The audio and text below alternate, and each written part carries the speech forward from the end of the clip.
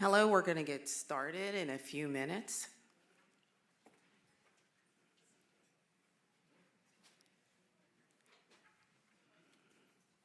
Okay. Hello, my name is Sarah Oliver Carter, and I'm the Chief Diversity Officer for Carlow University, and I am super excited to see everyone here this evening. And we're going to get started, and what I want to do is thank everyone that's here, and also a big welcome to those that are live streaming the event. So thank you for being here. We have an exciting program for you here today. I'd like to just share that in this Impact Series, we will explore societal barriers and self-imposed limitations and discuss how our whole selves, and that's part of what I think about all the time, our whole selves, including our challenges, contribute to our ultimate success. And I think we have the best keynote speaker here today and the fabulous panel that's going to really talk about it and bring it home for us about bringing our whole selves into everything that we do. But as always, it is my pleasure to introduce the president of Carlow University, Dr. Kathy Humphrey.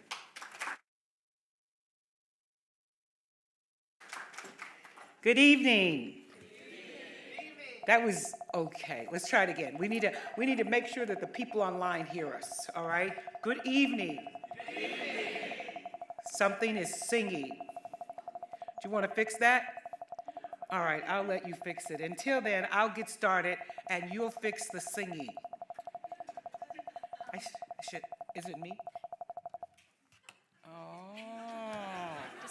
I was causing the singing. Okay. Love it when you find out you're the problem. Okay. All right. It is with great pleasure to welcome you to this latest installment of Carlow University's Impact Series. In times that challenge us all, and today we are all challenged, few messages are more essential than resilience.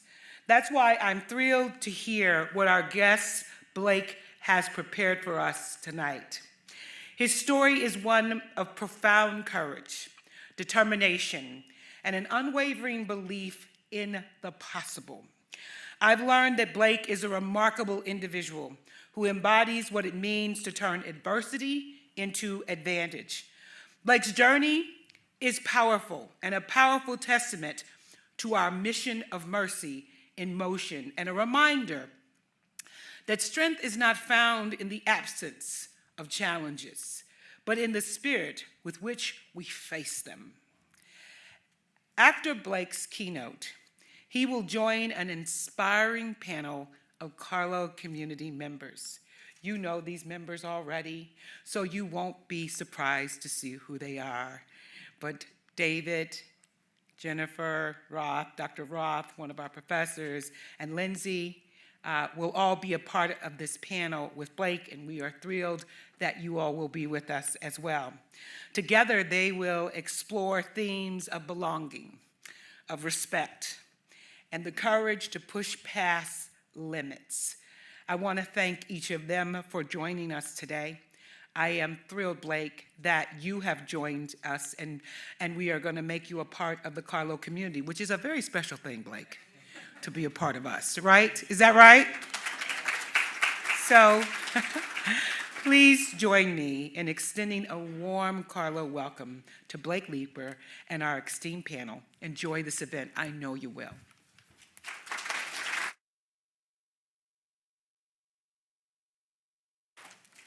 Stephanie Lane. Good evening, everyone. My name is Stephanie Marcella Lane, and I am currently in my second year of the doctoral program here at Carlow University, getting my doctorate degree in counseling psychology. Growing up in New York City, I was surrounded by people who often felt limited in their path forward. However, with the support of my family and my faith, I was fortunate to be able to pursue a higher purpose and strive toward a greater future. It is a true honor to stand here today among others who are also reaching for something greater and to introduce Blake Leeper. Blake Leeper was born in Kingsport, Tennessee, with both legs missing below the knee and has worn prosthetics since 9 months of age. In his childhood, Blake participated in various sports such as baseball, basketball, and more with his dad coaching. Blake credits his outstanding positive attitude to his family. Blake Leeper made his international debut in 2009 at Rio de Janeiro. In 2011, he won a silver medal in the World Championships 4x100-meter relay. In the 2012 Paralympic Games, he won an individual silver medal in the 400-meter T44 event and a bronze medal in the 200-meter. Blake Leeper made history by becoming the first double-leg amputee to compete at the USA TF National Championships. After qualifying for semifinals with a time of 45.52 seconds in the 400-meter, Leeper was able to break Oscar Pistorius' world record in the event with a time of 45.25 seconds the next day.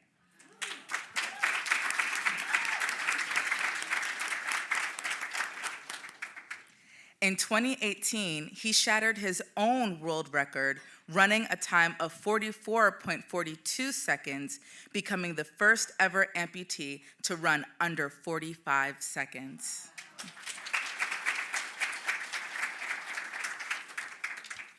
In 2019, he broke another world record in the 400-meter with a time of 44.38 seconds at the USA TF National Championship, making history again by being the first amputee ever qualifying for the national team and world championships.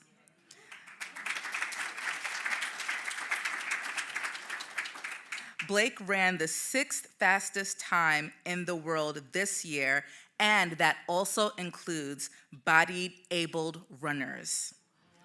So please join me in welcoming Blake Leeper, whose inspiring journey and powerful insights will surely leave a lasting impact on us all. Let's give him a warm welcome.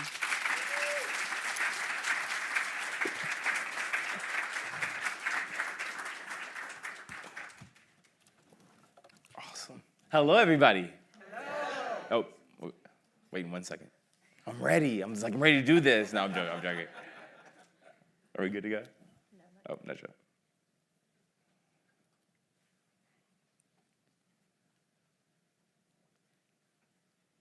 Wait, it's loading. Good to go. Good to go? Awesome. My name is Blake Leeper. Oh, let me stop it. My name is Blake Leeper. I'm a U.S. Paralympic athlete. I was born with a congenital birth defect, fibula hemorrhagia. And today I'm here to share my story about overcoming adversity, some valuable lessons that I've learned being born without legs and fighting my whole life to become one of the fastest men in the world. I competed on an international stage all around the world at the Paralympic Games against some of the fastest runners in the world.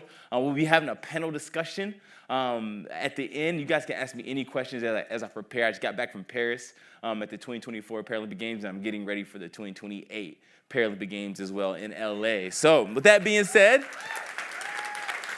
I would love to start off with a video to kind of set the tone a little bit for those who've never heard of me, which is probably some of y'all. And let's do this thing. Let's jump into it. I am put on this earth for a reason. God put me on this earth for a reason. So whatever I go through for that reason, that means that I'm going through that for a purpose. So for me to walk into my calling, then I have to embrace and accept and try not to fear anything. Let me tell you something. If tomorrow wasn't promised, what would you give for today? Forget everything else. Forget that there was any sunlight left.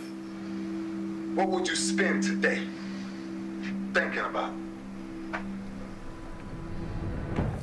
We get one opportunity in life, one chance in life to do whatever you're gonna do, to lay your foundation and to make whatever mark you're gonna make. And it's found through effort. Wins and losses come a dime a dozen. But effort, nobody can judge effort. Because effort is between you and you. Effort ain't got nothing to do with nobody else.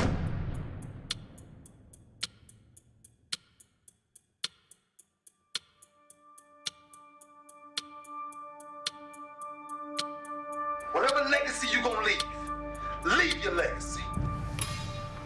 Because every day is a new day. Every moment is a new moment. So now you got to go out and show them that I'm a different creature now than I I was 5 minutes ago. Because I'm pissed off for greatness. Because if you ain't pissed off for greatness, that means you okay with being mediocre. Ain't no man in here okay with being just basic. So let's do what we do. We ain't got to worry about taking no breaks. Don't worry about taking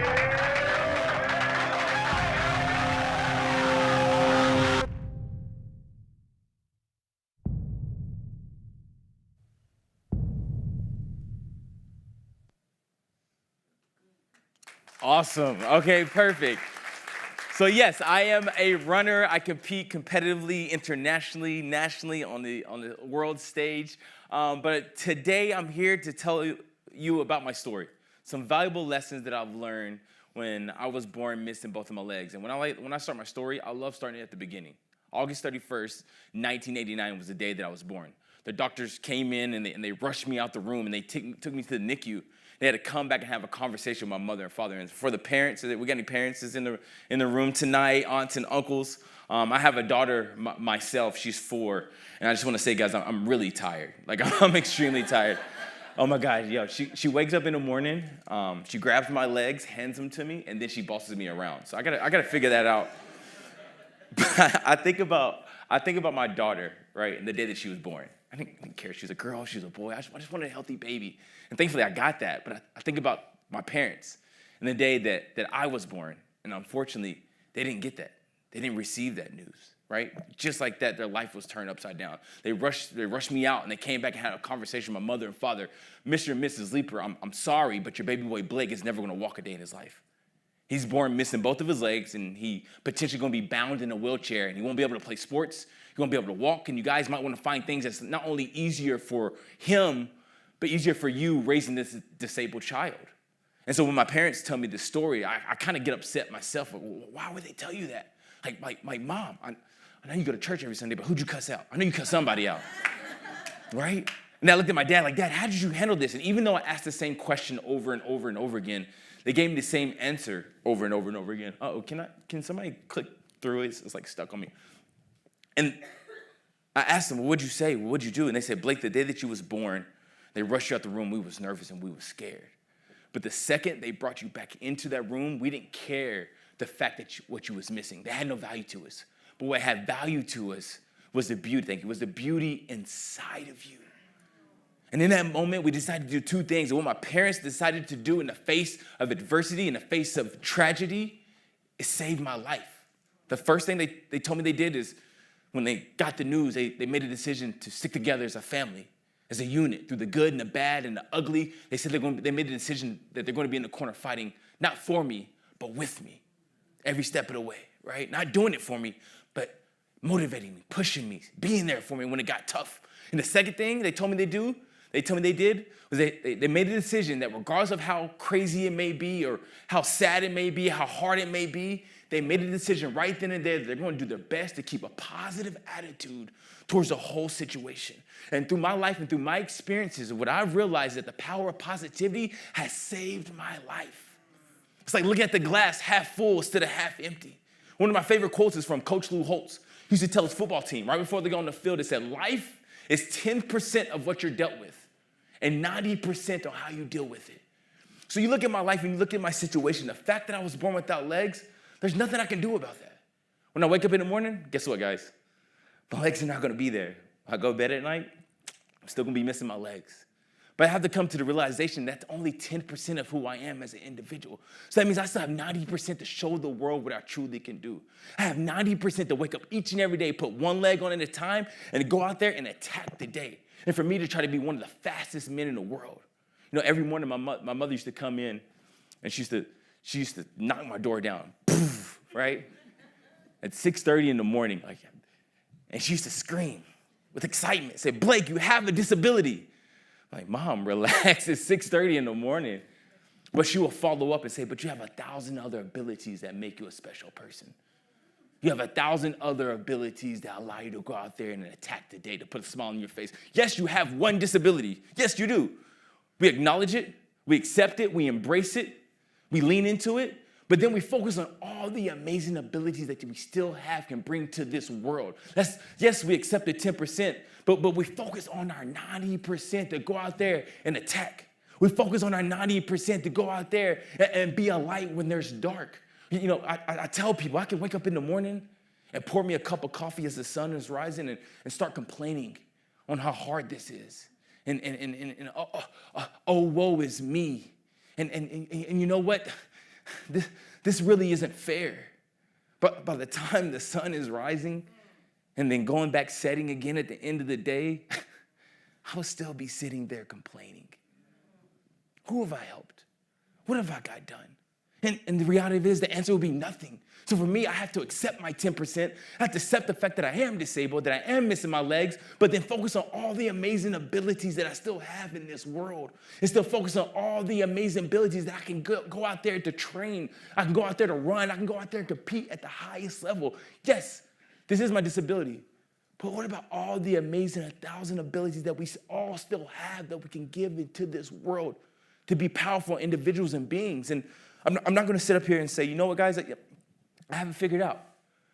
Life is easy. You stick together as a family, as a unit, you ain't got to worry about nothing. Everything's going to be sweet. And the reality of it is, that's not true. What we've been going through, the ups and the downs, what I've learned through my life with my disability, that sometimes when it rains, what's it do? It pours. And it gets harder, and it gets harder, and it gets harder. You get the next slide. I remember when I was playing T-ball, this one T-ball season, right, about 4 or 5 years old. I wanted to do one thing. This one T-ball season, I just wanted to hit a home run, right? And the reason why I wanted to hit a home run, because I was the only disabled child on the team, right? And so my teammates, if I could hit this home run, I would fit in, and they would cheer me on, and I would be part of the group, and they would be excited for me. So I remember like it was yesterday, right? You get the next slide. I go up to, oh, my bad. I go back up, and, oh, I'm sorry, go back the other way. Yeah, back. I go back up to the plate, right? I take my 3 practice swings, 1, 2, and on the third, I hit the ball as far as I can. The ball just starts flying in the air. I get excited. I forget to run. So I'm just staring at the ball whoa, that's a pretty cool far ball. And so my teammates are like, Blake, run. So I start running, and I'm running for my life. I'm running to first base, and I'm on my way to first, to second. I can in the periphery, in the corner of my eye, I can see my teammates cheering for me. They were screaming. They was yelling. This is the moment. My dad was the third base coach, so he could protect me, make sure that I had every fair shot. And he was on third base just waving me around. This was the moment. You have to understand, they not only told me I would never walk or run, they told him I would never walk or run. So the excitement of his baby boy son running around the bases, he was so excited. First base to second. Then on my way to second to third, my leg falls off. Boop, bah. I fall down. I eat dirt. The kid, he comes over. He tags me out. And I just want to say, what kid would tag another kid out missing his legs? You'd think he would kind of let me get back up and but whatever. No. I'm just thinking about it, right? It's kind of brutal. Dang, tough league. It was a very tough league. But on a serious note, I remember so vividly, even at a very young age, right? I remember one leg on, one leg off. I look over to my teammates, and all that excitement was gone. I remember looking at my dad. I could tell he was disappointed, not in me, but the situation that his disabled son just failed in that moment. And I remember so vividly, it happened yesterday. I remember being mad at the world. I remember being mad at life. I remember questioning it. I don't get this. Why me? Everybody here has their legs. My brother, he's completely fine. My mother, my father, they don't have to go through this. There's 20 kids out here on the baseball field. They all have their legs. I'm trying to do check and balances and trying to figure this thing called life out. Why me? Why am I going through this? Why am I the one enduring this? Why am I the one born without legs? Only thing I wanted to do was to hit a home run so I could fit in. I wasn't trying to hurt nobody. I was actually trying to encourage other people. I just want people to celebrate me, to cheer for me. And you mean to tell me because of my disability, I can't do that? Why me? What did I do to deserve this? But in that moment of failure, my dad came over and picked me up, and my teammates rushed over and handed me my leg. And I realized in that moment of failure, in that moment of embarrassment, in that moment of shortcoming, I was looking for fault. I wanted to blame somebody. They're the reason why I'm going through this. It's his fault. It's her fault. It's life's fault. It's their fault. But the reality of it is, with more trials and tribulations that went through my life, I realized it was nobody's fault that I fell in that moment. And to be honest with you, it was nobody's fault that I was born missing both of my legs, right? But even though it's nobody's fault that I fell in that moment, and it's nobody's fault because it's life. And sometimes life happens. Happens for you for the good, and it happens for you for the bad. But this is one thing I realized, that even though it's nobody's fault, it's my life. So if it's my life, then it's my responsibility to figure this out. If it's my life, it's my responsibility to put my leg back on, go back up to the plate, and swing the bat again at life. To not let this defeat me. To say this is going to be one moment in my life. I gotta find the strength. I gotta find the courage, right? I gotta find the fortitude to get back up with the same motivation and inspiration and say, this is my life. So I gotta figure this out. I can't go around blaming other individuals because of my situation. Yes, it's been tough. Yes, it's been rough, but I have to figure this out. Right? Because I'm a true believer that everything that we go through, it happens not to us, but it happens for us, right? Not to make our lives harder or tough, to make us stronger. So we can endure it, get through it, and moving forward, we can look back and say, look how strong I was in that moment. Look how smart I was in that moment. Look all the tools and the talents that I pulled to get over this situation. And regardless how hard it may be, you're going to get through it. You're going to endure it. You're going to overcome it, and you're going to gain from it. So whatever hardship or whatever challenges you might be facing, I encourage you, when you're in the face of adversity, I encourage you to challenge the moment, to realize that you have the tools and the talents to step up to the plate and say, I can handle this. Why not me? I'm strong enough for this. Why not me? I'm smart enough for this. Why not me? I'm meant for this, right? I'm meant for this because I feel like everything that I was going through in my life, all the ups and all the downs, was preparing me for one of the biggest missions that I ever can imagine. You can hit the next slide. And that's when I made my first USA Paralympic team. Oh my gosh, I was so excited, y'all. Right? I felt like Spider-Man. It was crazy. I wore that uniform. It was my first uniform, so please don't judge me, but I wore it for like a week straight. I was excited. My mom would take it off, she would wash it, I'd put it back on and wear it under my clothes, because you never know when you need an all red jumpsuit, right? Never. But in my head, like at the time, I needed it. I remember like it was yesterday. I qualified for the London Paralympic Games, and I'm going over to the Paralympics, and I'm walking into one of my first races. And I can hear the crowd in the stadium getting louder and louder as I'm about to walk into one of the biggest races into my life. And I'm sweating like I'm sweating now, just like nervous. Like, wow, they have like Gatorade and the water fountains, and they had people carrying your bags, and they had your own lockers with gold stitches on it. It was amazing. Like it was like an atmosphere I'd never been a part of. And as I got into the stadium and bigger and bigger and bigger the stadium became, I started getting more nervous, right? And I don't know if this ever happened to you, for the athletes, for the students, that you're about to go perform, you're about to go give a presentation, you have something big that's coming up in your life. And as you're about to get closer to that presentation or to the game, for me, when I was about to walk into this race, I started feeling this feeling in my stomach. This feeling of nervousness, of just like negative energy, right? And I was like, oh my gosh. And I started doubting myself, like, oh gosh, what am I doing here? And as the nervous energy started creeping up in me, the guy in front of me, it was like his third or fourth Paralympic Games, and he could see me. So you know what he did? Of course, he started playing mind games with me. I'm one of the number one competitor. He said, Blake, are you ready? And I try to keep my composure. Yeah, yes, of course. I'm ready. He said, great. I'm glad that you're ready, because man, they sold out the stadium tonight for us. Isn't that pretty cool? All these disabled athletes and individuals, and the stadium is packed. It's one of the first times. He said that there's going to be 85,000 people out there competing. I was like, oh God, you said 85,000 people? Okay, and I started counting, and I started getting more nervous. I tried to keep my composure, but I couldn't. He had me, right? So of course, what do? He kept talking to get into my head, right? He said, well, I'm glad that you're ready, because you got guys like from America, and us from South Africa, and guys from Netherlands and Brazil. It's pretty cool. Like, they're projecting like 11 million people to be watching us worldwide tonight. Oh God, 11 million people? Okay, guys, I was so nervous, I couldn't feel my feet. It was crazy. I was just, okay, all right. I don't have feet. I can never feel. I'll make sure. It's been a long day. All right, I'll make sure y'all here. Y'all was a little quiet on me. I got it. Y'all not paying attention. I'll just stick that in there. Don't have feet. Never felt them. Don't worry about it. But I started getting nervous.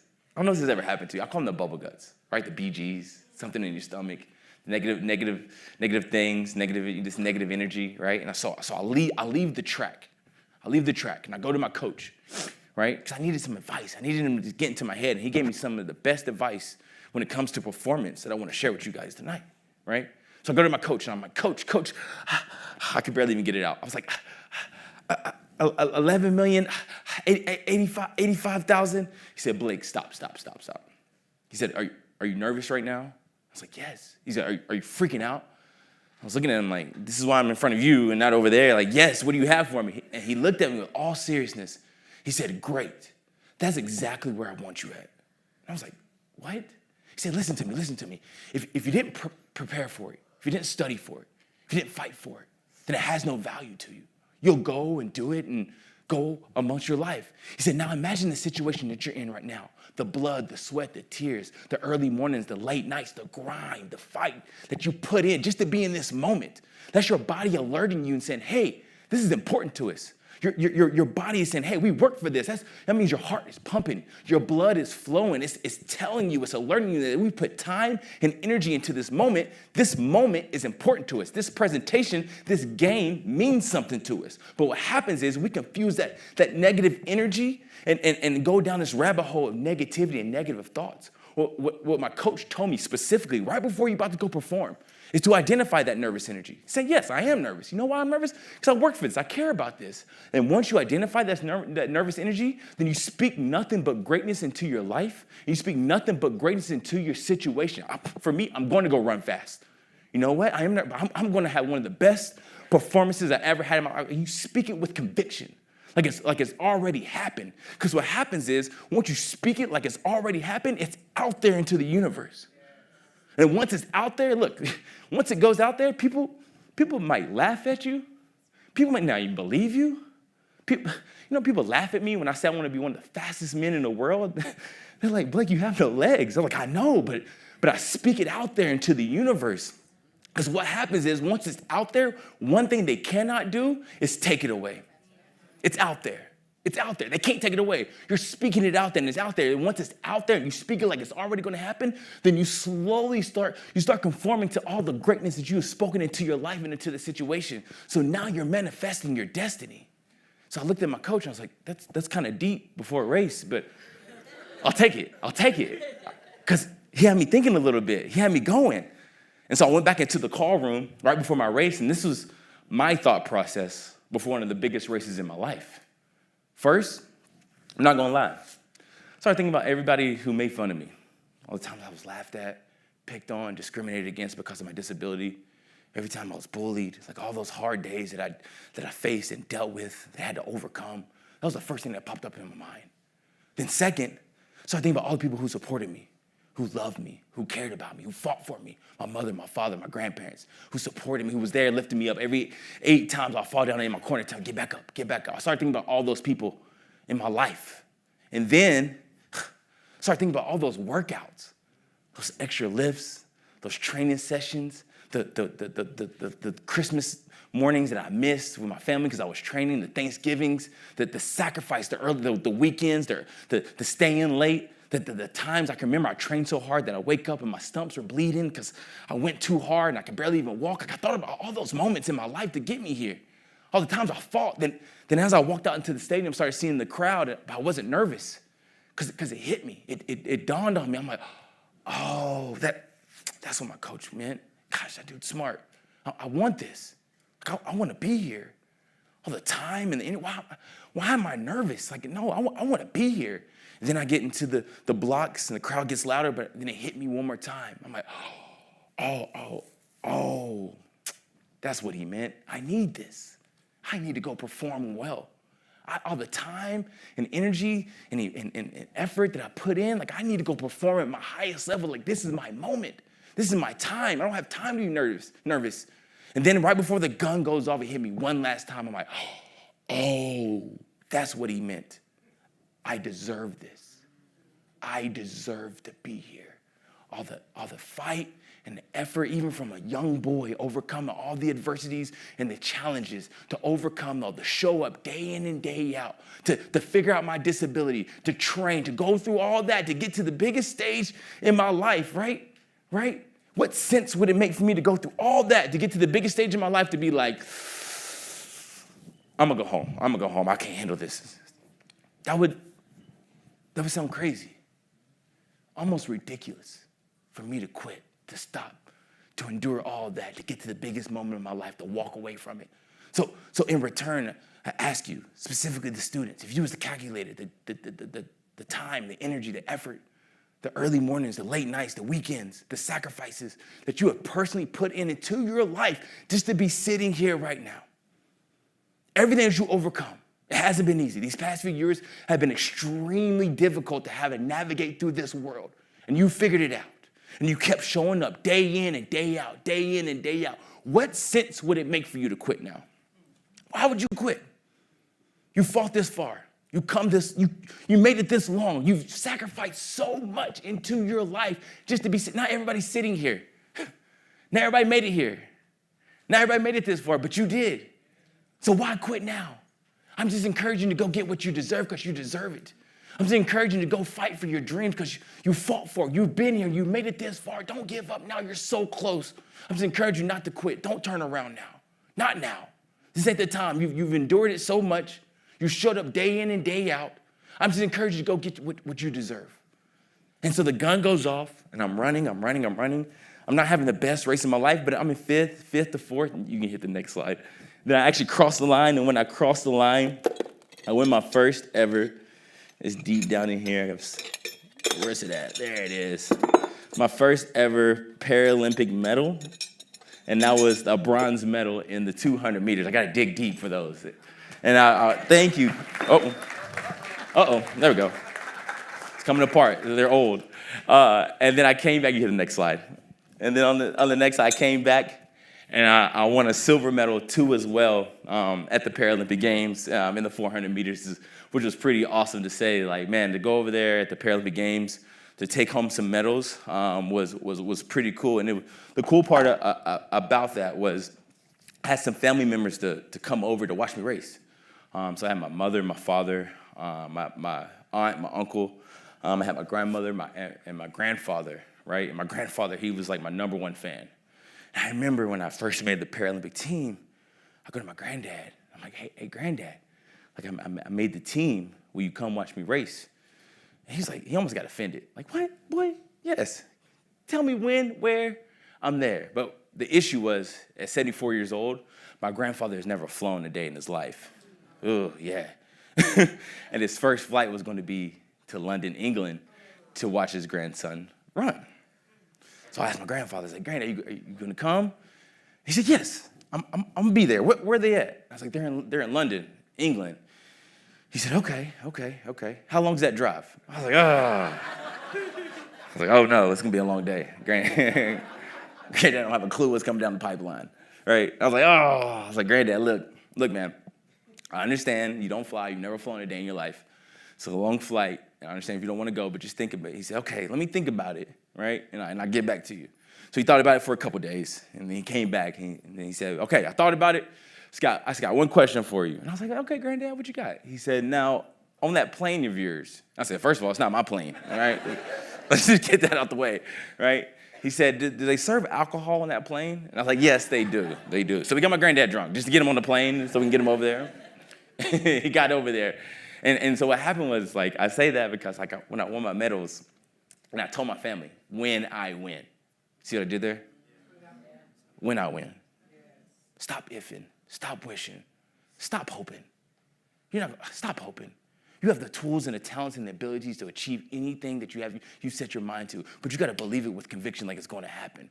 I can't go to my family and say, hey, guys, if it works out, or I hope, or you know what, if just maybe, like, no. Like, I can't wake up every day and say, I hope I walk today. I hope I get to go run today. I just wish I could figure this. Like, I have to figure this out. I have to go today. I have to go train today. I have to go compete today. It's a must. I have to. So I went to my family and said, meet me at this part of the stadium, right? So I grabbed my medals and I'm running to my family and I get there and I see my dad and we're jumping. I see my mother. I see my aunts and my uncles, but I can't find my granddad. Like, where's my granddad? This is the guy I want to celebrate with. He flew all the way over. You can get the next slide. And there's my granddad crying. But you have to understand that it wasn't tears of sadness. It was tears of joy. And you have to understand, it wasn't just my last name in front of the 85,000, 11 million. It was his last name. And you have to understand, it hit me. It dawned on me. I'm like, oh man, this man, he fought for me on days that I couldn't even fight for myself. He loved me on days that I barely even loved my own self. And it dawned on me, like, that's one of my whys. It's one of the reasons why I do this, why I go with so much motivation and inspiration and with grit. Because if I was to quit now, if I was to stop now because it got hard, or somebody talked to me the wrong way, or I had a bad day, you know how disrespectful it would be to that man right there? Like that, he became one of my whys. One of the reasons why I do this, why I show up every single day to fight. I think about my grandfather. I think about my daughter. I think about, you get the next slide. I think about all the disabled children all around the world that's being discriminated against, that I want to be one of the fastest men in the world so I can look at them and say, you can too. Whatever you set your mind to, you can too. Whatever challenges you face, you can too. And I'm asking you, as we're about to finish this year and start the year for next year, I encourage you, what's your why? Why are you doing this? Why is it so important to you? Why are you waking up each and every day? I encourage you to know your why, to use your why, to understand your why. Because it's easy when everything's going right. It's easy when everything's going your way. But what about on the hard days? What about on the difficult days? What about on the days that you're just trying to find the strength just to wake up, just to get out the bed, just to show up on that day, right? When life keeps beating you up over and over and over again, you're like, why am I going through this? I want you to think about your why. I want you to think about why you're doing this and why it's so important. Because when I'm out there training and I'm out there running and I'm in practice, and I just ran 200 after 200 after 200, and I'm throwing up in the trash can, and my coach comes up to me and said, Blake, this has been good, but I need one more. But I want this one to be your best one. I don't do it for me. I'm in pain. If I do it for me, I'm going to stop the pain. The pain's over. I don't want to do this, but I'm not doing this for me. I'm doing something bigger than me. I'm doing something way bigger than me so I can endure this hardship right now. I'm fighting for something. So I endure. I'll be a sacrifice in this moment because my why is so big that I'll handle the adversity. I'll handle the challenges. I'll handle the blowback. I have the tools and the talents to handle this. That's my why. So I encourage you, what's your why? To know your why, to use your why, to understand your why, to keep constantly asking yourself, why am I doing this, right? And to show up with just inspiration and motivation every single day to knock that door down, to fight for your goals and to fight for your dreams. Now, it's interesting. I have the silver and I have the bronze, but this is weird. This is so weird. What color am I missing? What color is that? The gold. I know y'all was thinking it like, oh, come on, Allie. Look, I'm thankful and I'm grateful for the opportunity that's been presented to my life, right? I'm so thankful. But we don't do this to be number 2 or number 3 in the world, right? I'm thankful for the medals, but our mindset every single day is to be the best in the world because I can't be the best in the world because we can't be the best in the world. Somebody has to take the title.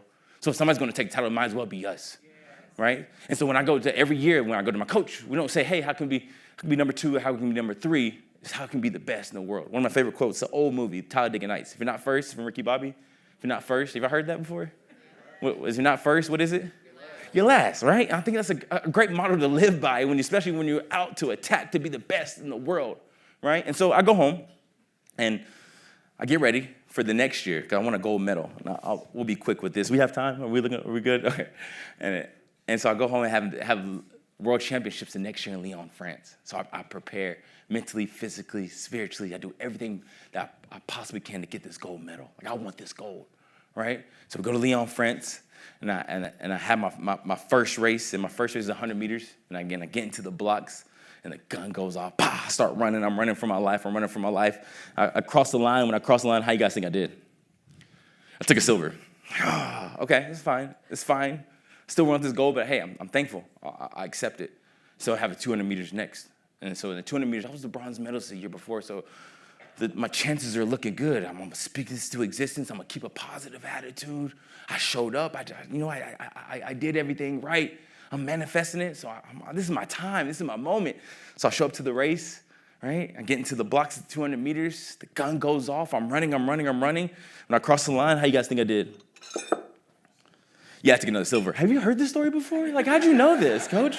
You know where this is going, right? So I took another silver. And at this point, I'm started doubting myself a little bit, like, what's going on? I'm still trying to stay positive, focus on the 90, right? Keep that positive energy going, right? And so I had the 400 meter the next day. And I was a silver medalist the year before. So this is, I was so confident, and I'm speaking it to existence. I'm walking to the track, like, hey, call me Mr. Gold Medalist. Hey, we got this, guys. This is the moment. This is it. This is my time. Getting to the blocks, right? The gun goes off. Bah! I start running. I'm running for my life. How you guys think I did? Yeah, I took another silver. Like, what's going on? And at this point, and I don't know if this has ever happened to you before, you do everything right. You show up. You do the extra work. Do the extra credit. And it's still not lining up. I don't know what's going on. Like, I did this. I did all the work. I tried to do everything I possibly can. You still keep coming up short. You keep coming up short. You keep coming up short. And as I'm walking down, beat up from life and track, and all the, even though I try to stay positive, all the doubts and negativity and insecurity start seeping into my head. What am I thinking? I'm not good enough. I'm not fast enough. I'll never be a gold medalist. I'm just a silver medalist. And as my head was down, my teammates came up to me and said, Blake, stop. Look, we understand you've been wanting a gold medal and you've been taking silver all week. We have one more race. It's a 4x100 meter relay. And how about together we train together? How about we study together? How about we even eat lunch together and pass a fork around to make sure, because there's a relay race where we pass a baton over and over again, right? And just like that, my mindset changed. I went from thinking that I wasn't good enough, I'm never going to win a gold medal, to thinking about I still have this opportunity and this chance, right? And so that's what we did. We studied, we prepped until we got to the race for the 4x100 meter relay. And I actually have that. You guys want to see it? Yeah, we should watch it. Let's watch it.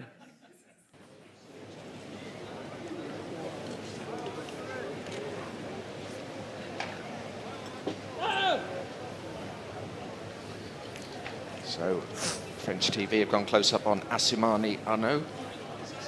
Assoumani. We are in the top White lane of in lane France. 6. And they're away well, and it's a great start for Brazil. Brazil closing already on Russia in the white, and the Americans closing on the French as they come round. So the first leg passes to the second. It's a good handover for the USA. The Japanese on the outside. The Russians going well as well. Second leg passes to the third leg. Handing over now. Russians now. The Americans have handed over as well. This is going to be a very tight contest as they come up to the last third leg passes changeover. to me, It's the anchor leg, Americans yours in the truly. lead. Then it's the Brazilians.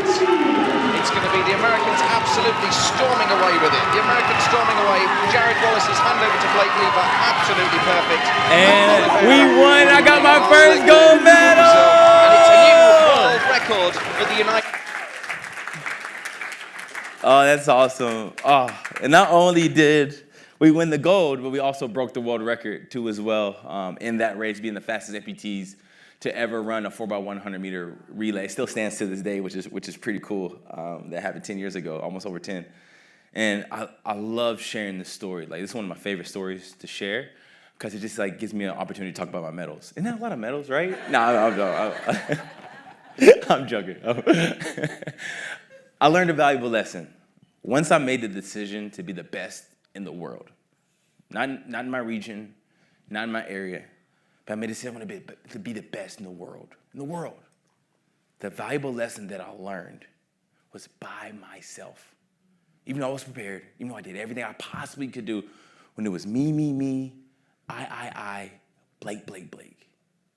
Even though I had all the tools and the talents by myself, the best in the world. We're talking about the best in the world. We're going for a huge title. We're going for a title. By myself, I kept coming up short. The valuable lesson that I learned that when I want to be the best, my best version, it's going to take me a team. A group of individuals with the right mindset, with the right vision. So when I was down and out, they was there to pick me up, to keep me going. When I was ready to quit, they was there to say, don't give up, not just yet, a team, right? So I ask you, who's your team? Who are you surrounding yourself with? Are y'all breaking world records? Are y'all planning to win gold medals? Or y'all playing around? And in return, who are you servicing as a team member? Because this is a two-way street. I'm just encouraging you guys that you guys can be the best in the world, right? But it's going to take a team. It's going to take a group of individuals that's going to be there to push you, to be there for you. And I'm looking at some great team members right here in the faculty and the students. Like, we can do this. Why not us? It has to go to somebody. So if it's going to go to somebody, why not us? Why can't we take the title? We have the tools, we have the talents, we overcome so much adversity and challenges in our lives that we're still sitting here. Why not us? Now, as I get closer, you can hit the next slide. Man, we were so excited. That was like, yeah, you can hit the next slide. I like to talk about, I'm getting close to the end, I like to talk about this interview right here. It was Tom Bayou. And he asked me just one of the toughest questions that I've been through in my career. And he heard my story, and at the end, he asked me, he said, Blake, I know your story. I just got one last question. He said, do you ever wish that you was born just normal, with legs, that you never had to go through this, through the ups and the downs that I've heard throughout your life, your career? Do you ever just wish that? I took a step back, and I was trying to think of something like so philosophical and so cool to go viral on the internet, and I couldn't. I froze. I said, Tom, no, I don't. And to even take a step further, I'm thankful that I was born missing both of my legs. And some people might look at me and say, well, what do you mean? Like, all the ups and the downs and adversity that you face in your life, well, how would you be thankful for that? Because this is what I realized, guys, that throughout my life and being born without legs is that my strength in life comes from my struggles in life. But the fact that they wrote me off from day one, that told me all the things that I wouldn't be able to do, I wouldn't be able to run, I wouldn't be able to walk, I wouldn't be able to play sports. And I not only proved them wrong, but I got to prove to myself how strong I truly am. So if my strength comes from my struggles and overcoming those struggles, then the adversity that I face in life, that's my advantage. Because look, we're going to get through it. Look, think about your hardest day that you've had and you've gotten through it. Let the tears roll down your eyes. You woke up the next day and you became stronger from it. So if my struggles or my shit, I'm here to tell you guys that your adversity is your advantage. Whatever obstacle that you're going to face tomorrow, I encourage you to accept them. Whatever shortcomings or challenges you're going to face the next day, I encourage you to embrace them, because that's where your strength really lies. Don't run from it. Don't be ashamed of it. Lean into it. Use your adversity, because that's where you become stronger from it. Your adversity in life is your advantage. Now, you can get the next slide. And as I'm getting close to the end, I just go back to the day that I was born. That conversation with my mother and father, Mr. and Mrs. Lieber, I'm sorry, but your baby boy Blake is born missing both of his legs. You can get the next slide. And I'm just a true believer that with the right mindset, with the right vision, right, accepting your flaws and all, focusing on all your amazing abilities, you can hit the next slide. Challenging the moment. When you're in the face of adversity, instead of saying, why me? Say, well, why not me? Yeah. I'm meant for this. Why not me? I'm strong enough for this. Why not me? I'm smart enough for this. Right? Accepting your 10% and focusing all on your 90 and all the amazing abilities that you truly have. You can hit the next slide. I'm just a true believer that anything is possible. Whatever you set your mind to, it doesn't matter how big the goal is, it doesn't matter how crazy the dream is, you can achieve it if you fight for it. Now, before I close, I love to end with this quote. You can hit the, it's one of my favorite quotes that I love saying it to myself day in and day out, especially on my hard days, right? I love acting this out because it just speaks to me so much, right? And it says, if you cannot fly, you run. Okay, I can run. But what about the days that my legs are hurting? It's had a hard session. I went from being one of the fastest men in the world to barely even walk to the bathroom, right? I have to remind myself on the days that if you cannot run, then walk. You gotta walk to it.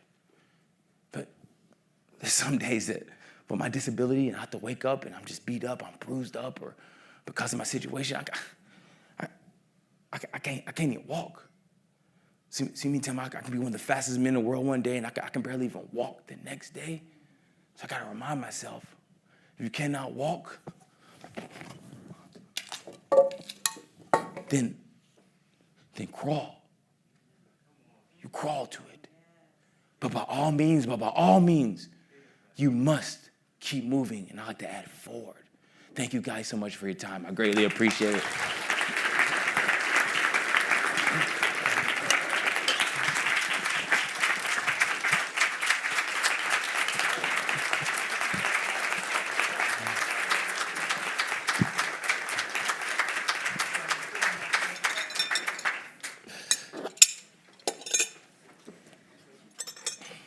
Dr. Jennifer Roth has been a dedicated member of the Carlow University community for a decade, where she serves as a professor of psychology. Her connection to Carlow University and its Mercy values informs her service and scholarship work in tennis for athletes with low vision and blindness, locally, nationally, and internationally. Her experiences at Carlow have profoundly shaped her commitment to the principles of diversity, equity, and inclusion in sport.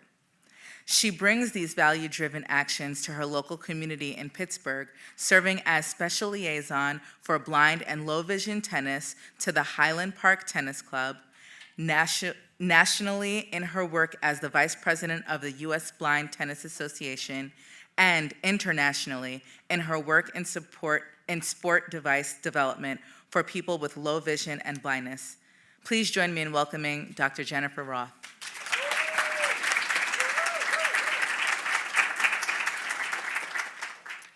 Thank you so much for that introduction, and thank you all for being here. And Blake, thank you for those brilliant and inspiring words. I hope you were all paying attention the entire time and took notes. There will be a quiz. We want to give a warm welcome to today's panel discussion. We're honored to have Blake here to share his incredible journey of resilience, determination, and breaking boundaries in the world of athletics. Joining him are three distinguished panelists: Lindsay Zeckley, a third-year student on an accelerated track majoring in business management, healthcare management, human resource management, with minors in economics, working in labor class studies, and information technology management. Lindsay is set to graduate in May of 2025. I should have just listed the majors she doesn't have rather than the majors. It would have been a shorter list. I also welcome up David Gordon. David is a passionate educator with over a decade of teaching and coaching experience under his belt, backed by a solid academic foundation.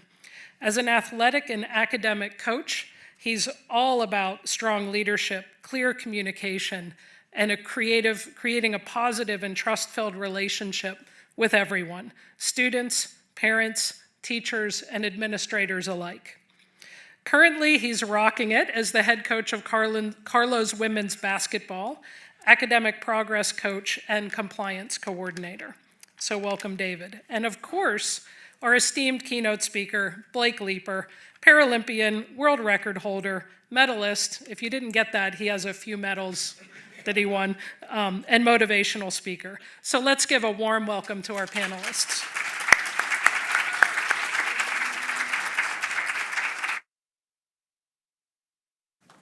Oh, different view. All right. So together we'll explore themes of overcoming adversity, fostering inclusivity, and building a culture of belonging in sports. We look forward to a thought-provoking discussion that inspires us all to think about how we can make a positive impact in our own communities in order to make a more just and merciful world. So my first question, no surprise, is for Blake.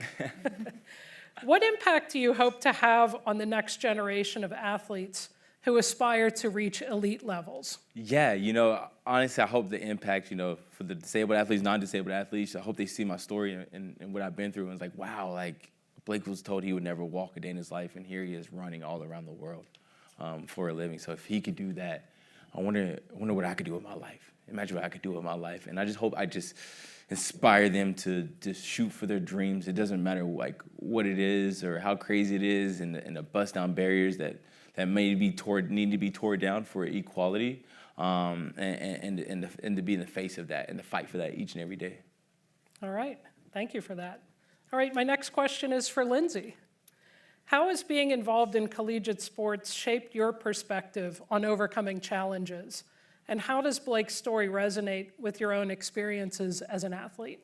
Yeah, so being in college athletics, I've had to learn a lot about perseverance.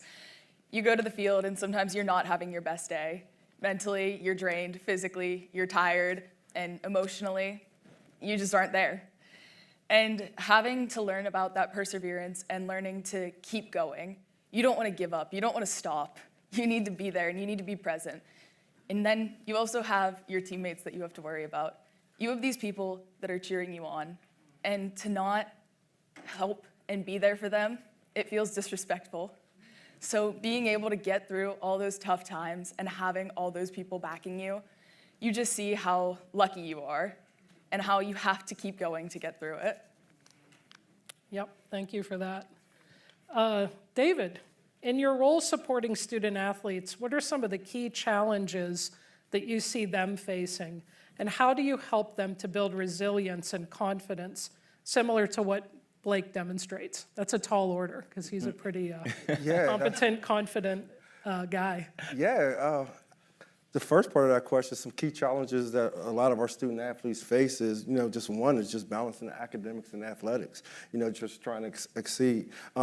Two is just, performance, just trying to perform, the performance pressure, just trying to perform in the classroom and in the field. We got some majors where, some of our student athletes, if they get a B, they're in trouble and failing that class. So also just recovering from injuries as well. Injuries and recovery, identity issues, because a lot of these students, you've been playing a sport for a long time, just like Blake. He's been since 7 years old, 8 years old, running. And so just your identity issues and just mental health challenges. And there's a couple ways that we kind of help try to,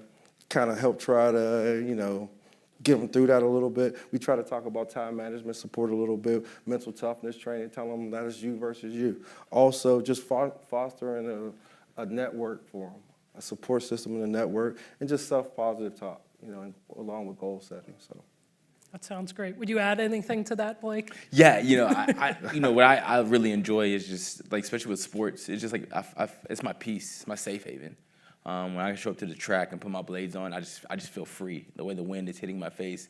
And I have to remind myself that, that, sometimes we get so caught up in the results. Like, I'm out here, so I have to win, and we always want to be number one, and we have these conversations. But at the end of the day, I realize, like, the gift in itself is the person I become for striving to be, the best in the world. And so the person I become at practice, growing, learning about myself and challenging myself on a daily basis.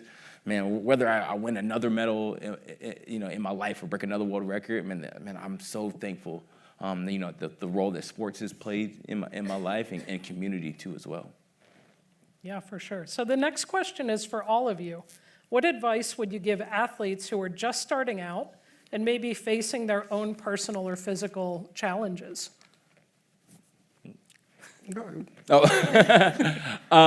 Patience. Be patient. I would say, if you're facing challenges, then you're on the right path. Because I'm a true believer that if you didn't have nothing to give, then you wouldn't be messed with. You wouldn't have any issues. You would be able to go give what you have to this world, and life goes on. But if you're facing blowback, if you're facing adversity, if you're facing hardship, that means, man, something's working against you, so to prevent you from giving what you have to give to this world.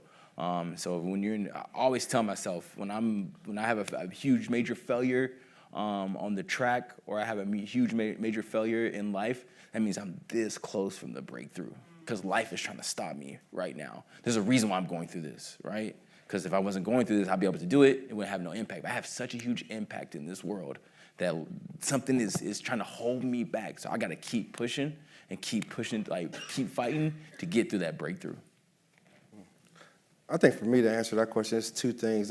One, just the commitment to continuous improvement. And then two, just developing a growth mindset, a refuse to lose mindset. So that's kind of how I say it. For me, it's finding people in your corner. You can go through it alone, but having people behind you who are saying, you can do this, we're here for you, we can't do it for you, but we can help you get through it. That's the most important thing, to face a challenge. I love how sports parallels everything in life. That's such good words to live by. Get people in your corner who understand what you're doing, and pick your right teammates. It's critical. I have to ask you, Blake, this is off script. Yeah. So what would it look like for you to play a recreational sport non-competitively? Oh, it's bad. Is that possible? No, it's not. I get very, very competitive. One of my favorite recreational sports is basketball. I love playing pickup basketball. And it's a challenge for me at times, because I show up to the courts, a lot of people may not know me.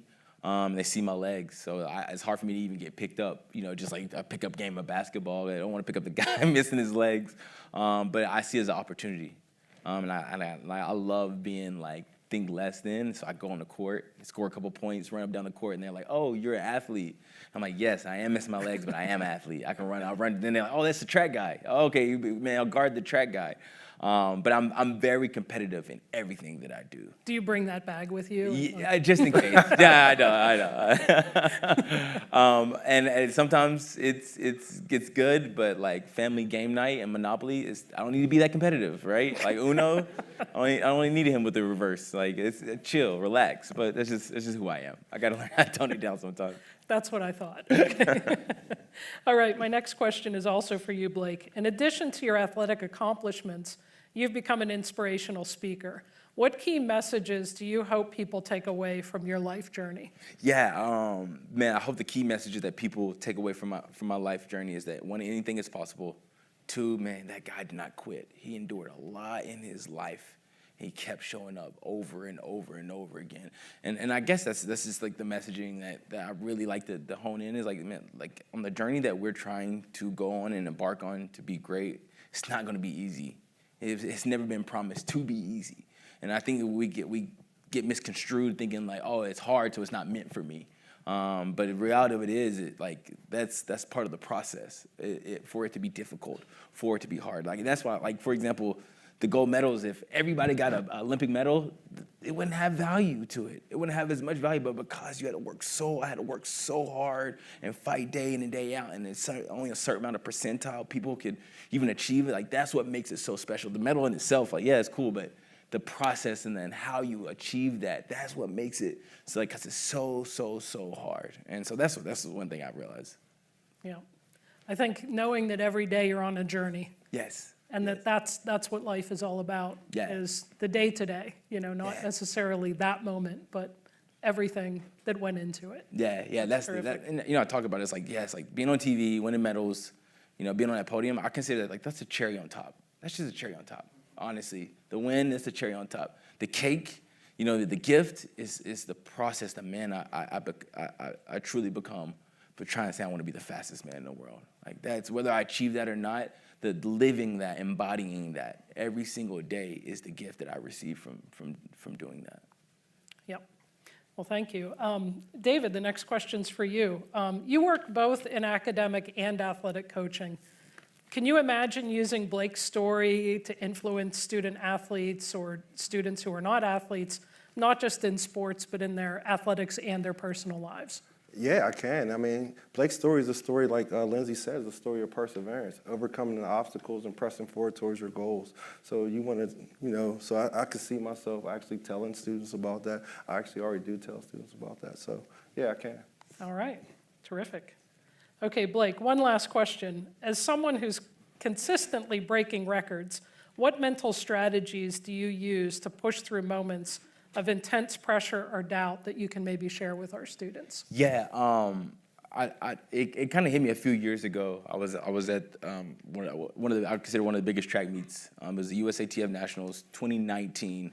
I was the only disabled athlete there, and I'm like warming up in the warm up area, and I'm seeing Olympians that I've watched on TV, Justin Gatlin, Christian Coleman, like all these guys I've seen on TV, and I'm like in the same warm up area as them, about to go race against them, Fred Curley, Michael Norman, like all these guys. And I started getting like nervous, like, oh God, like I do not belong here. Everybody's kind of looking at me like, what are you even doing here? And then it dawned on me, it hit me. It's like, wow, people pay a lot of money to feel this nervous, right? To get that adrenaline. People go on roller coasters, they go to amusement parks, they do crazy stuff, skydiving, right? But because I sacrificed in my life, and showed up day in and day out, I'm getting this. The gift is this feeling that I'm getting, this nervous. That means I care. I have something in my life that I care so much about that I'm about to throw up. Like that, and that in itself is a gift. Could you imagine showing up, going about your day, doing what you have to do and go home? No excitement at all. But I have something that I care about so much in front of me that I'm so nervous. So what I found out I started doing was I started thanking the nervous energy. Thank you. I'm thankful that I'm this nervous. I'm thankful that I have something in my life that's so important that makes me almost throw up because I care about the results, right? And so now you're thinking, you're welcoming the nervous energy. Like now, instead of like pushing it out, you're embracing it and accepting it. And by doing that, it puts you at an ease state just for the moment where you're thinking nervousness. And then by thinking that nervousness, you're finding yourself at peace, right? And finding yourself at peace gives you the best performance. And so I go this reminder like, oh God, I'm nervous. And I have to remind myself, okay, be thankful that you're this nervous. Be thankful that you care about something so much in front of you. Like that's the gift. The gift is nervousness. And so when you can kind of switch that, then it should be smiles on the front end. It should be smiles on the back end. Sounds good. I'll have to remember that. Yeah. The next time I'm shaking in my boots over something. Well, this has been terrific. We want to open up to question and answer with the audience. We have some folks with microphones. So if you raise your hand, if you have a question, somebody will bring a mic to you so that the folks online can hear your question. So who's brave enough to ask the first question?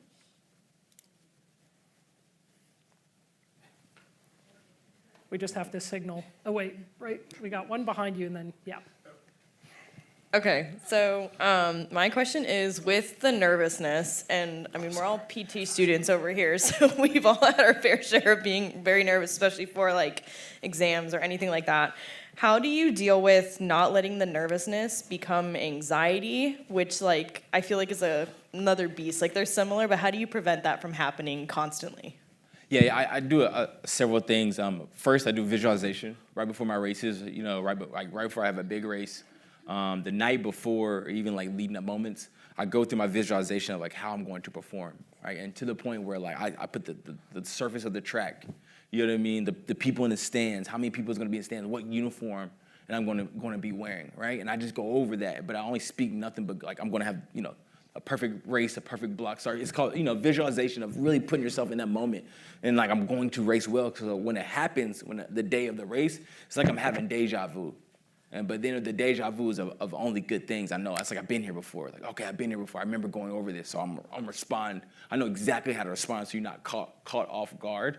And then this, honestly, it's just like understanding that you're not gonna be perfect. This is a process. And the reality of it is, this is one thing I realized in my life, is that you're gonna win some, and you're gonna lose some.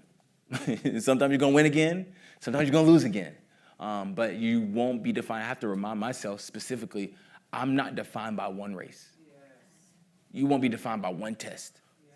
Right? The body of work that you have to give to this universe and to the world and the amount of people that you have to save won't be stopped by one test. And you shouldn't be stopped. Like whether it's good, you can knock it out the park and answer every question right. You still won't be defined by that one test. You still have to show up every day. So if I go out there and break a world record, yes, that world record, but I still got to show up the next day. If I go out there and have a bad race, still got to show up the next day. So you have to constantly remind yourself, good or bad, that I won't be defined by one moment. Who I am and what I have to give, it's going to be a body of work, day in and day out, years and years and years of showing up and trying and giving 120%. And when I get it right, great. If I get it wrong, okay. It's part of the process. I'm going to show up the next day and keep trying, and I have another opportunity, another chance to make this right. And so when people step back and they look at years and years of your body of work, yes, it might be that one bad moment, but we're looking at all the 1,000 amazing moments that you showed up for to continue to keep fighting. And just keep that before when the anxiety is like creeping up on you, because you're thinking like, oh God, I'm going to do bad on this test. It's going to be the end of it. I'm going to do bad. Like for example, I'm going to have a bad race. I have a bad race, and my sponsors are going to see it. They're going to drop me. My sponsors are going to drop me. Then I'm going to be homeless. Like you just go down this rabbit hole. Like I'll never be able to race ever again. Like whoa, Blake, stop. It's one race. It's one race. It's one test. It's one test, and you got this. Then once you kind of just put it in that perspective, then it kind of gives you just a little bit of peace to kind of keep moving forward. It brings that anxiety down just a little bit.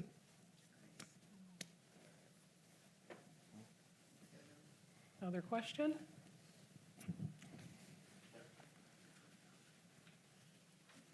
Actually, thought I had it first, but then someone else had it. It's like, oh. But my question is, how can you believe in yourself if all your life, even your own family, looked down on you and saw you inferior? How do you believe in yourself with all that? That's actually one of the toughest parts that I've been through in my life, because I tell people, my biggest disability is actually not my disability. You know what I mean? I'm missing my legs, yes, but my biggest disability is what people assume I can and cannot do, because I'm missing my legs, and I had to be careful by letting other people dictate my future and my potential, specifically my potential. Because if I went off of what people assume I can and cannot do, I would not be here in front of you right to today. So it's a check and balance with yourself, not with everybody else, but with yourself, and knowing, right? You have to ask yourself, what can I bring to what can I bring to today? How can I help today? How can I show up today? Look at all the tools and talents that I have to give, and especially when you're down on yourself and you're feeling less than, or you're feeling beat up, right? Like there's been days that I wake up, I'm just like tears are just rolling down my eyes. Specifically, I tell people to get out a piece of paper, and get a pencil, and write your gratitude list at your lowest point, at your lowest low, and you're having the hardest day, and don't just think about it, like physically write it out. All the things that you're thankful for in this moment. For me specifically, on my hardest days, I have to remind myself, I'm thankful I can walk today. I'm thankful I have prosthetic legs today. I'm thankful I can run today. And then as the list, there's been times where I've been writing my list and tears are just like dropping on my list, right? But the list gets longer, it gets longer, it gets longer, it gets longer. I have to flip the page over, I keep writing. And I'm looking like, at my lowest point, this is my lowest point. I had tears, and look at all the things I still got going in my life. Sometimes you just have to remind yourself that, right? Because life beats you up. You go through so much adversity and challenges that you have to remind yourself all the beauty that's still inside that you still have in your life. And as weird as it sounds, it's just a letter to yourself of gratitude, and it's appreciation of what you've been and overcome just to even be here. Okay. Thank you. Yeah. All right, other question?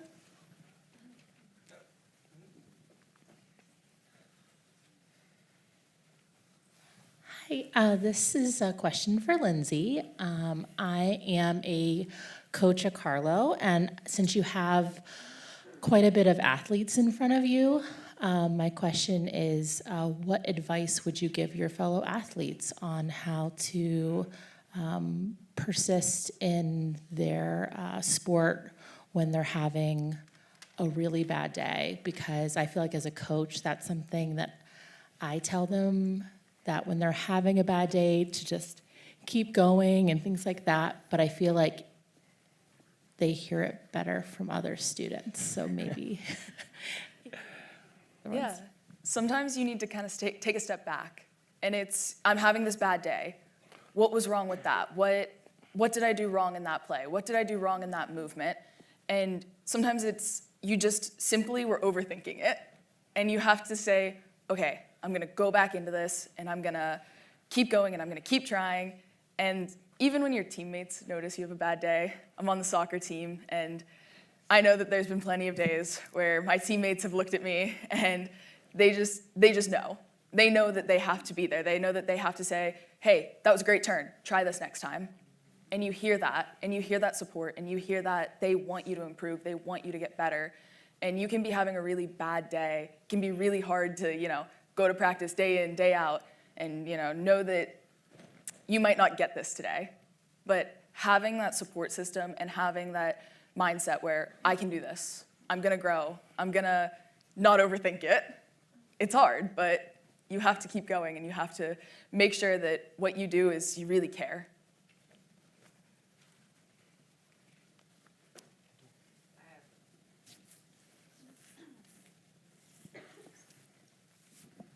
Hi, this is for all of the panelists, and I just want to say thank you, because I've been inspired today. But my question is, if there was one piece of advice, just one piece of advice for this group here today, what would it be? What would you just like to share as we're getting close to closing out? I think, well, for me, just one piece of advice is say just remain consistent. I believe consistency builds credibility. Just remain consistent, trust your training. I know things will get hard, it's a little difficult, like Blake said, but just trust your training. Consistency builds credibility. And remember your why. I would say you are good enough. Matter of fact, you're great enough. And that would be my advice, and that's something that, I personally struggle with just like throughout my career. It's just understanding and knowing that I'm good enough to be the best in the world. That's a scary sentence to say for yourself. Like once I kind of realized that, it scared me because knowing the responsibilities that come with that. But you are good enough. You just have to go get it. It's up to you. So I had the next question.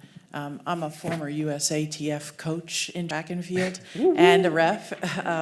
And I know that some of the abilities and the opportunities will change for you as you age. And so either for Lindsay or for Blake, how are you preparing for when your identity, that big piece of your identity changes when you graduate from college and you're no longer playing college sports, when you are no longer in a space where you feel competition is the place for you? How are you preparing that, and how do we help students and the people here prepare for that kind of transition?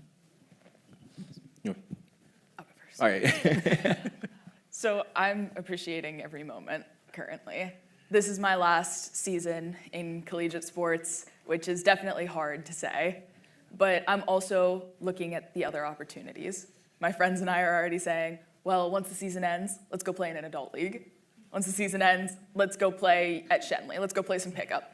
So it's realizing that just because this one season is over, it doesn't mean that my entire sports career is going to be over.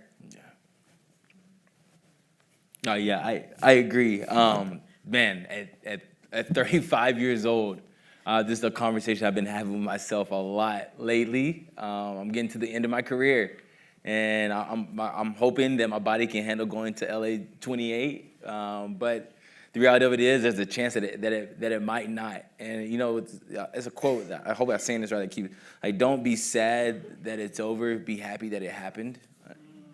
And that's something that I have to constantly remind myself. Is that my focus has been, man, this is it's going to be done. Like there's going to be a day I'm gonna wake up. I'm not going to train. I'm not going to be traveling. I train 6 days a week. 6-7 hours a day, 2 or 3 times a day. Like this is my life. Like this is what I do. And at some point that part is going to be over. But I got to be happy that it happened. And then also realize that trying to become the best in the world, the tools and the talents that we created in our sport, it translates over into everyday life. And so now it's my opportunity to do some self-reflection. And it's a huge part of this journey that I think athletes always do, that it's missed sometimes, is that we're getting better with mental health, but just self-reflection. Asking yourself the same questions, but just in a different space, in a different time. In a different entity of saying, okay, why am I feeling like this? What do I like? What I don't like? Who do I want to help? How has sport impacted me? And answering these questions of self-reflection, I feel like will lead me and other individuals to the path and the things that you want to do with your life and how you want to help people. But I have to remind myself that, man, I'm so thankful that I got to do this.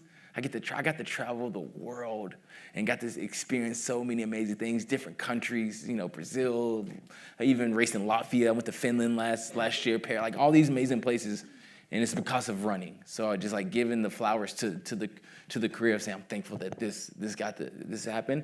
And now I ask myself, man, these are the tools and talents that I have in this universe. What's next? It should be exciting. Don't be sad it's over. What else is it? If I figure this out, oh my gosh, what else can I figure out? So it's use it, you know what I mean? Once you make that transition, look back and say, wow, you remember that one year that we won that championship and we had to come together and we worked on, these things? That's gonna be the same thing when you're in the office and you gotta get the team together, for this presentation. Those talents and those abilities that you developed on the field will translate over, to be the best in the world in the working place. So just figuring out how to utilize that and to put yourself in the right position to succeed. All right. Well, I want to thank the panelists and everybody here. Thank you for the inspiration to face our challenges in every moment we have. And thank you for reminding us that we need to rise up in the face of these challenges to make a more just and merciful world. So let's thank all of the panelists, and especially Blake.